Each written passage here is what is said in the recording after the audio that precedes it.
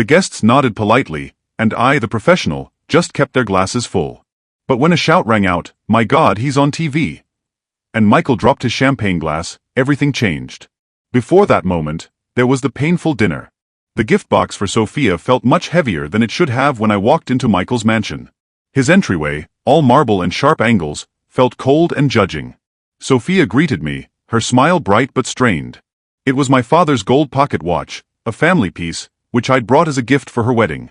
Michael barely glanced at it, dismissing it immediately.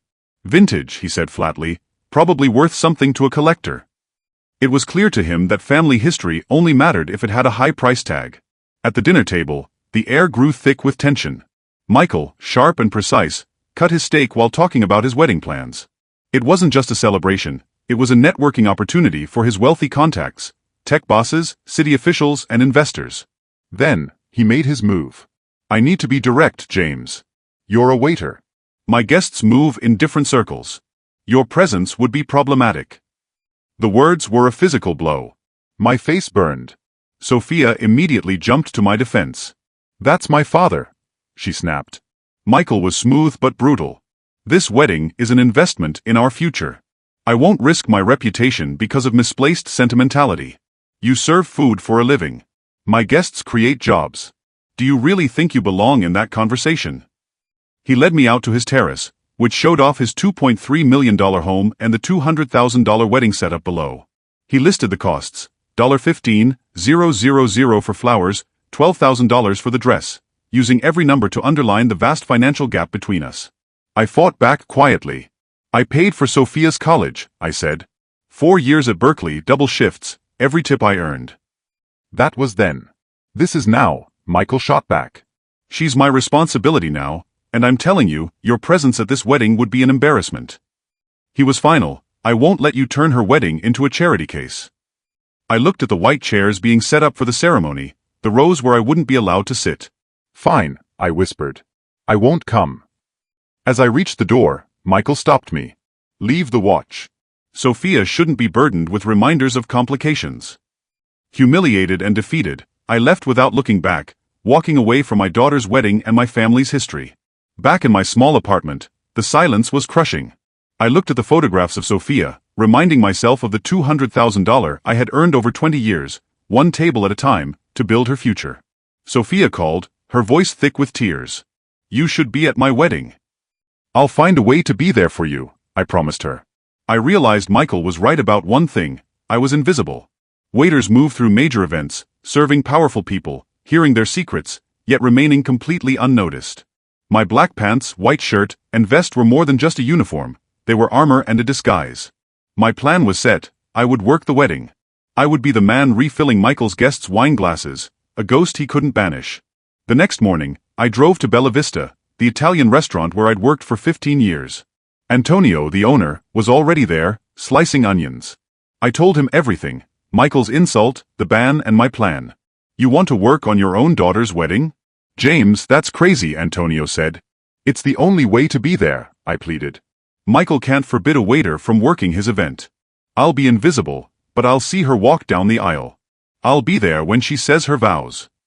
Antonio, a man who had faced his own struggles as an immigrant, understood the insult Michael had dealt. He promised to call his friend, Giuseppe Torino, the catering manager for the wedding, and arrange for me to be added to the service crew. "You're sure about this?" Antonio asked. "My dignity isn't in question here." "His is," I replied.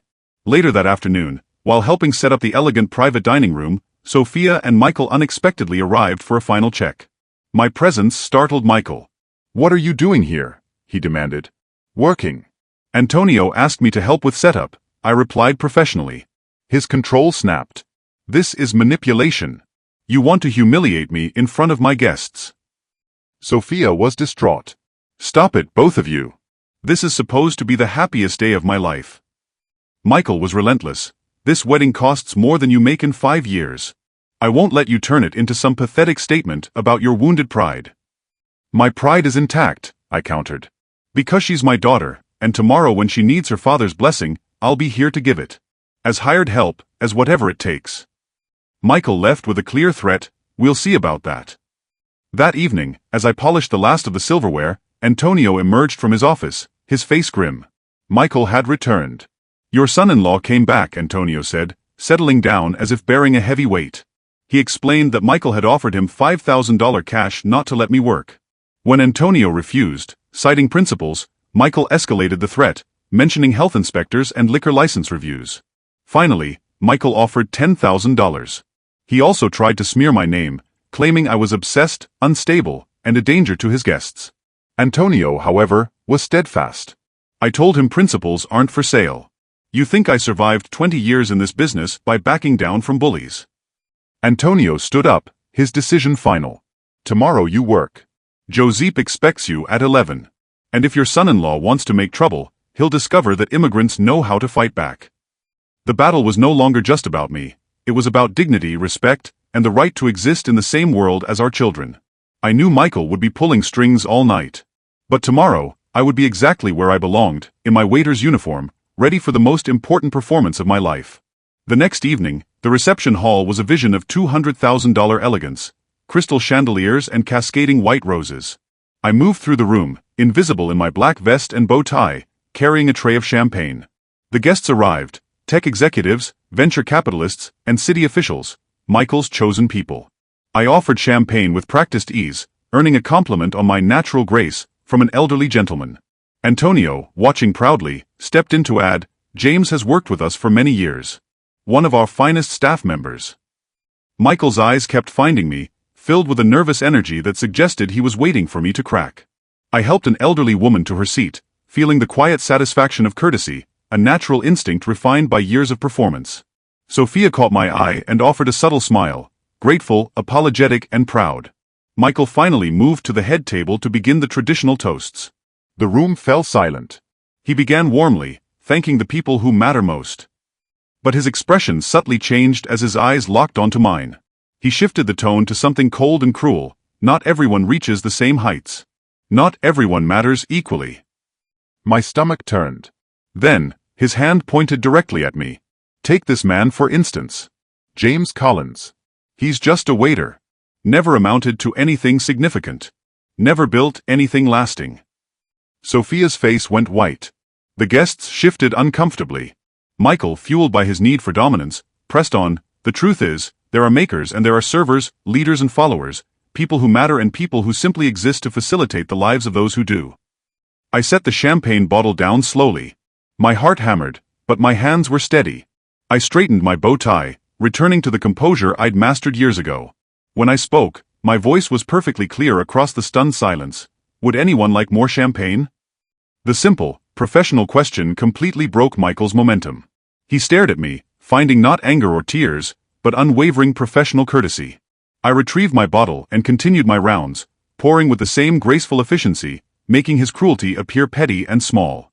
As the guests muttered, trying to restart conversations, I approached the head table. I poured a glass for Sophia, whose eyes were filled with tears. Dad, I'm so sorry, she whispered. It's your wedding day, sweetheart. Nothing else matters, I told her. I left the room, leaving behind the damage of Michael's power play, but still standing, unbroken. About 15 minutes later, the room was still buzzing uncomfortably.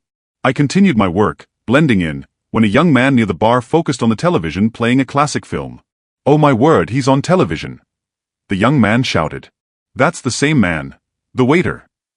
Guests looked up, following his gaze to the screen where a young man in a naval uniform delivered lines with passion. An elderly woman gasped, recognizing the film. He was wonderful. Golden Globe nomination for Atlantic Crossing. The name James Collins and my forgotten past spread through the room like a shockwave. Michael's champagne glass shattered on his plate. His face went pale as he stared between the screen and me.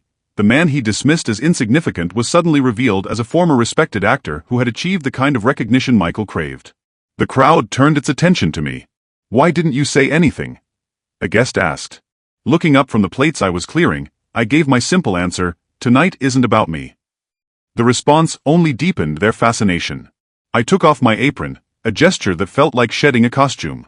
Yes, I said, my voice clear. I was once an actor. But when Sophia was born, I chose family. I chose love over spotlights, steady work over uncertain fame. Sophia rushed to me, tears streaming. Dad, why didn't you ever tell me? I gained everything, I corrected. A daughter who became an extraordinary woman. No role could have given me that. The entire room rose to its feet, not to applaud a celebrity, but to honor my genuine character and sacrifice. To James, someone called out. To real men who choose family. Michael remained seated at the head table, defeated, his face pale with shame. My dignified response had broken him, and my revelation had turned his humiliation of me into his own spectacular fall from grace. I stepped away from the crowd and found my old friend Frank Morgan, near the bar, who was amazed to find me working. Frank, still in the film business, told me my old films were cult classics and that there was talk of a documentary. My life is here now, I told him gently. Success isn't measured in spotlights, Frank. It's measured in the love of people who matter. As Frank left, Michael walked slowly to the microphone, his body language heavy with regret. The room quieted, waiting for his final statement.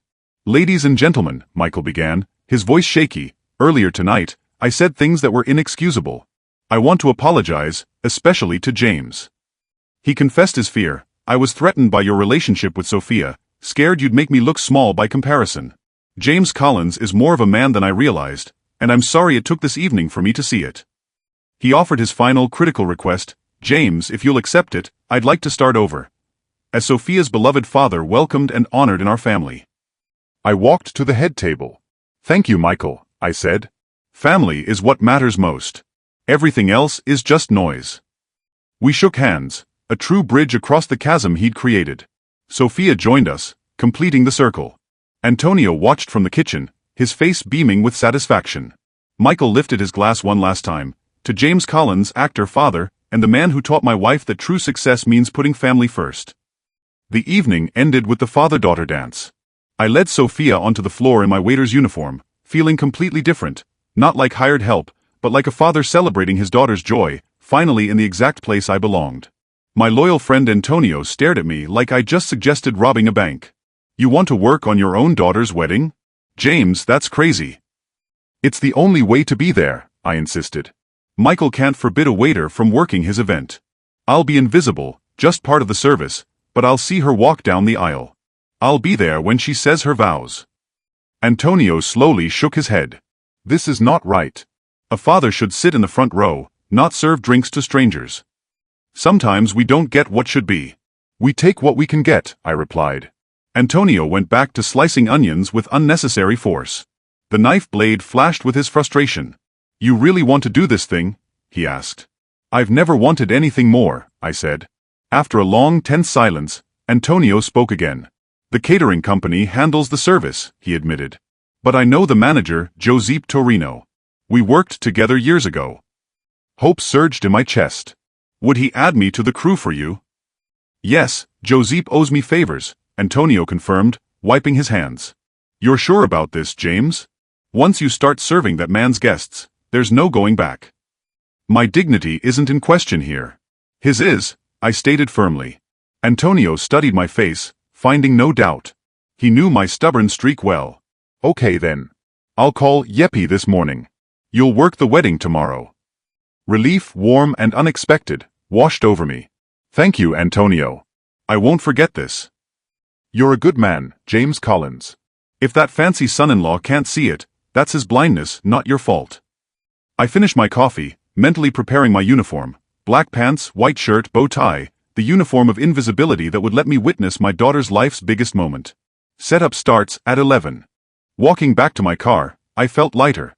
Tomorrow, Michael Thompson would learn that some fathers couldn't be bought, intimidated, or erased. 6 hours later, I was back at Bella Vista, preparing the dining room. I moved with mechanical efficiency, adjusting the angle of every white-clothed table and polishing the crystal glasses. Suddenly, I heard voices from the lobby. Sophia's nervous, bright laugh followed by Michael's booming voice, giving orders. They were here for the final walkthrough. Dad. Sophia called, her face radiant but strained. I turned, forcing a professional smile. Behind her, Michael's expression instantly soured. What are you doing here? He demanded, sharp and accusing. Working. Antonio asked me to help with setup. I kept my tone level and professional. Michael's face went rigid. You can't be serious. Your father is manipulating the situation. I told him not to come to the wedding, so he gets himself hired as staff. I'm here to work, I repeated, straightening a chair. This is manipulation. Michael's control snapped. You want to humiliate me in front of my guests? Sophia stepped between us, her voice cracking. Stop it, both of you. This is supposed to be the happiest day of my life. Michael pointed at me. He's doing this on purpose, forcing his way into spaces where he doesn't belong. I belong wherever my daughter is, I said quietly. Not anymore. Michael's final mask slipped. She's my responsibility now. This wedding costs more than you make in 5 years. I won't let you turn it into some pathetic statement about your wounded pride. My pride isn't wounded, I countered. It's intact. I'll be here to give my daughter's blessing, as hired help, as whatever it takes. Sophia was weeping. Michael turned, his face set with cold determination. We'll see about that. He left, Sophia following, casting a heartbroken look back at me. I stood there, my hands slightly shaking, staring out the window as their car pulled away. I knew Michael's threat was real. Later that evening, after the dining room was perfectly set, Antonio emerged from his office, his face heavy with bad news. James, my friend. We need to talk. I put down the silver serving spoon. What happened? Antonio told me Michael had returned an hour ago, marching in here like he owned the place. Michael had made Antonio an offer he was supposed to find irresistible, $5,000 cash to stop me from working. I told him principles aren't for sale, Antonio said, his eyes flashing. Then came the serious threats, talk of health inspectors, liquor license reviews, and pulling strings with city officials. When threats didn't work, Michael offered more, $10,000. He even claimed I was obsessed and unstable to justify banning me. He made a mistake. He showed me who he really is, Antonio stated, disgusted. What exactly did he say? The quiet intensity of Antonio's resolve was stronger than Michael's power. What happens tomorrow? I asked. Tomorrow you work, Antonio said firmly. Josep expects you at 11. If your son-in-law wants to make trouble, he'll discover that immigrants know how to fight back. Antonio's words elevated the fight. We're not just fighting for tomorrow. We're fighting for the right to exist in the same world as our children. 22 hours of waiting ended. The banquet hall was stunning, dripping with crystal and white roses. I moved through the elegance, carrying my silver tray of champagne flutes, invisible in my black vest and bow tie. The first guests arrived, Michael's chosen people, tech executives, venture capitalists, and city officials. I offered champagne to a distinguished woman in pearls. An elderly gentleman complimented me. Excellent service, young man. You carry yourself well. Not many waiters have such natural grace these days.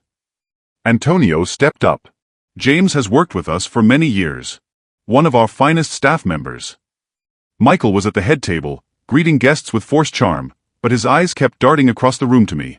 I met his gaze, showing nothing but professional composure, knowing he was watching, wondering when the humiliation might become too much. A young woman in a beautiful blue dress came up to me. Excuse me.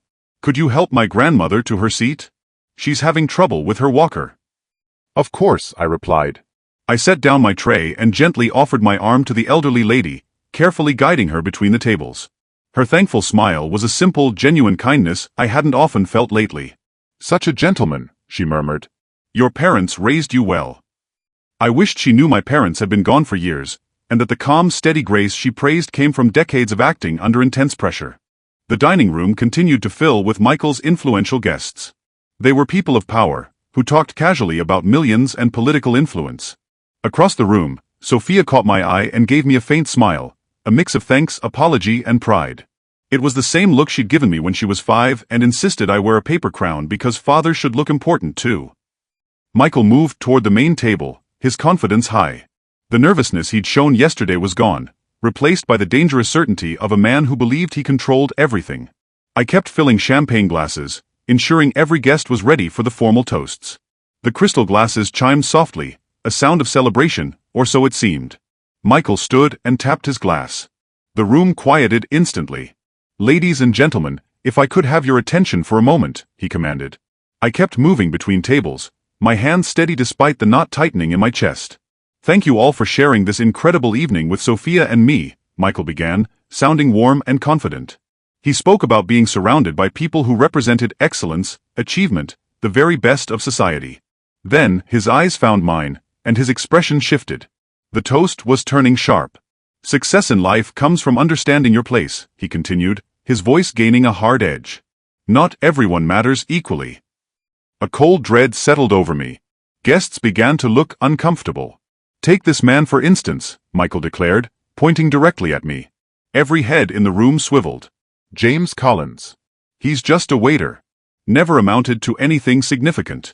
A man who peaked in his 20s and has spent 40 years sliding downward. The champagne bottle in my hand felt impossibly heavy. Sophia's face went white with horror. He wants to be part of this celebration, Michael continued, his voice rising. But the truth is, there are makers and there are servers, people who matter and people who simply exist to facilitate the lives of those who do. I carefully set the champagne bottle down. My heart pounded, but my hands remained perfectly steady. Michael, please stop. Sophia's whispered plea was lost in the stunned silence. I smoothed my bow tie. Then my voice, calm and clear, cut through the quiet room. Would anyone like more champagne? The simple, professional question completely stole Michael's thunder. He stood frozen, staring. Instead of the anger or shame he expected, he found only the same courteous professionalism I'd shown all evening. I picked up my bottle and continued my work. My quiet composure made his public cruelty look petty. The guests broke the silence by murmuring for dinner, eager to escape the ugly moment. I reached Sophia and Michael's table last. More champagne for the bride and groom, I offered. Sophia looked up, tears blurring her eyes. Dad, I'm so sorry. It's your wedding day, sweetheart. Nothing else matters, I told her. The joy of the celebration was ruined, but as I walked toward the kitchen, I knew one thing: the damage was done, but I was still standing. For 15 minutes, the room buzzed with forced conversation. I continued clearing plates, blending back into the background. Near the bar, a young man glanced up at the television screen, where classic films played silently. He gasped loudly. Oh my word. He's on television. Guests looked up. That's the same man, the young man insisted, pointing between the screen and me. The waiter. Head swiveled, trying to connect the dots. An elderly woman recognized the film. I remember that. He was wonderful. Such presence. The television showed a young man in a naval uniform, a younger version of me. The spotlight I'd worked so hard to avoid suddenly found me. Michael's champagne glass slipped from his fingers, hitting his plate with a sharp crack. His face was pure white as he stared between the screen and me. Ladies and gentlemen, we have a genuine movie star serving our champagne. The young man called out. The news spread like wildfire. Guests pulled out their phones, searching. James Collins, a woman read aloud. 7 major films between 1988 and 1995. Golden Globe nomination for Atlantic Crossing. Sophia's eyes widened with dawning understanding. She was seeing the immense sacrifice I'd made for her future. I kept clearing plates, my movements unchanged. Why didn't you say anything? A guest called out, respectful now, not mocking. I looked up, meeting his gaze with quiet dignity. Tonight isn't about me. My simple response only deepened the room's fascination. Here was a former star, celebrated and recognized, who was perfectly content serving drinks without demanding attention. Michael remained frozen at the head table, his plan to dominate me completely shattered. The man he'd publicly mocked as a failure had just been revealed as a success who chose love over fame, exactly the kind of character Michael yearned for. I set my tray down and slowly untied my apron.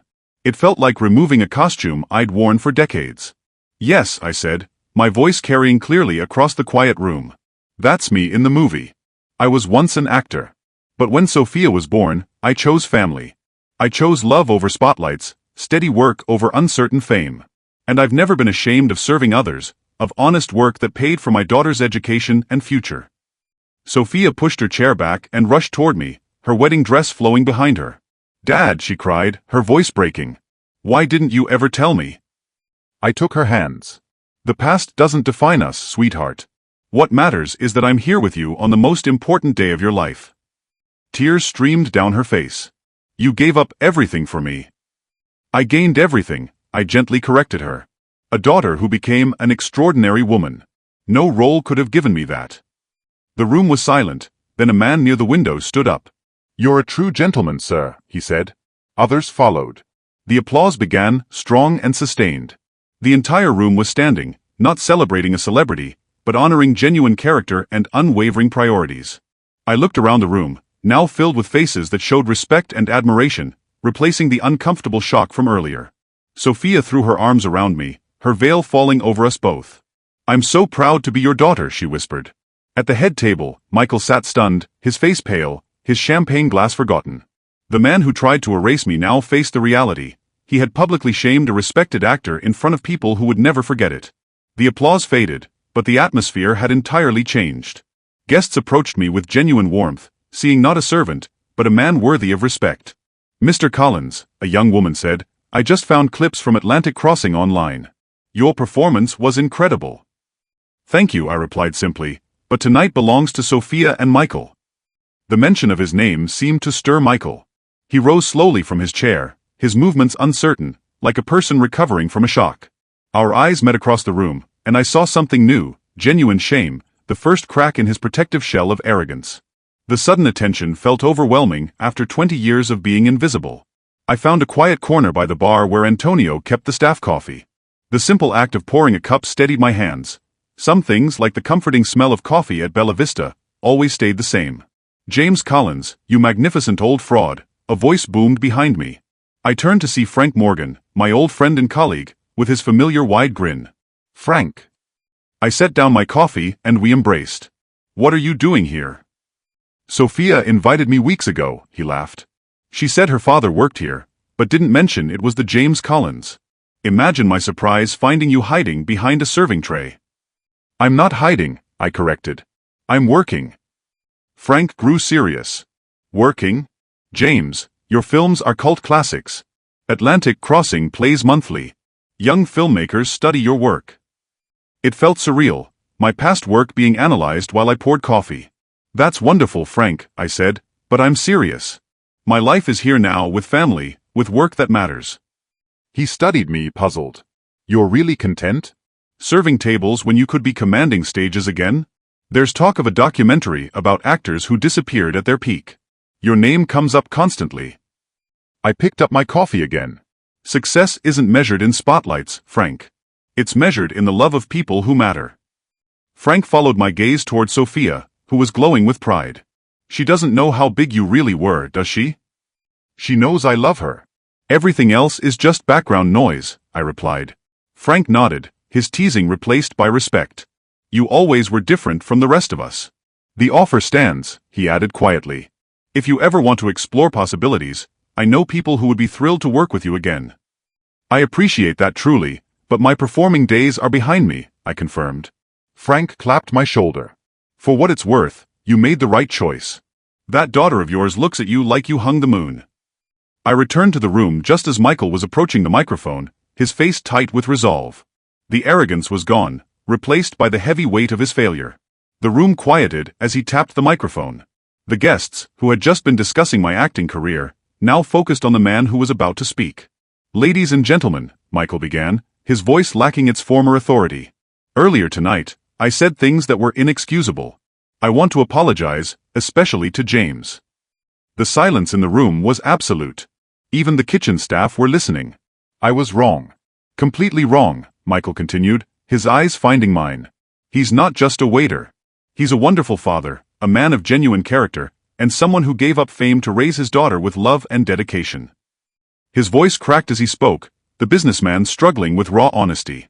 I judged him by superficial standards, by income and social position, when I should have recognized the depth of his character. James Collins is more of a man than I realized, and I'm sorry it took this evening for me to see it. He took a deep breath.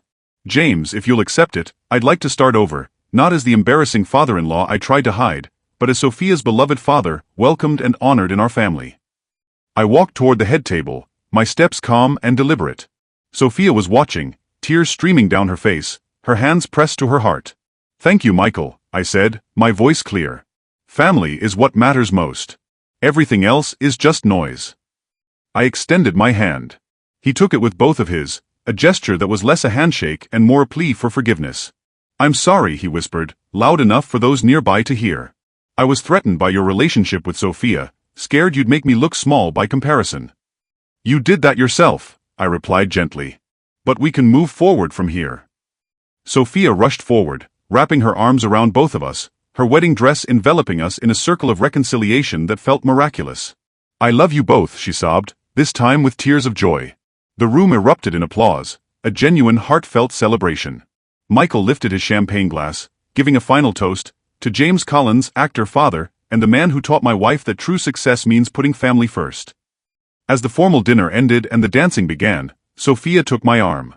"Would you honor me with the father-daughter dance, Dad?" "Always," I replied. We moved onto the dance floor. I looked at my reflection in the wall mirrors, still in my waiter's vest and bow tie, but feeling exactly like I belonged, a father celebrating his daughter's happiness. The music began, and we danced, surrounded by wedding guests who watched with respect. Michael stood at the edge of the circle, watching us with a genuine smile. Frank raised his glass in a quiet salute to the man who chose love over fame, and in doing so found both. If you like this story, please like this video, subscribe to the channel, and share your impressions of this story in the comments. To listen to the next story, click on the box on the right.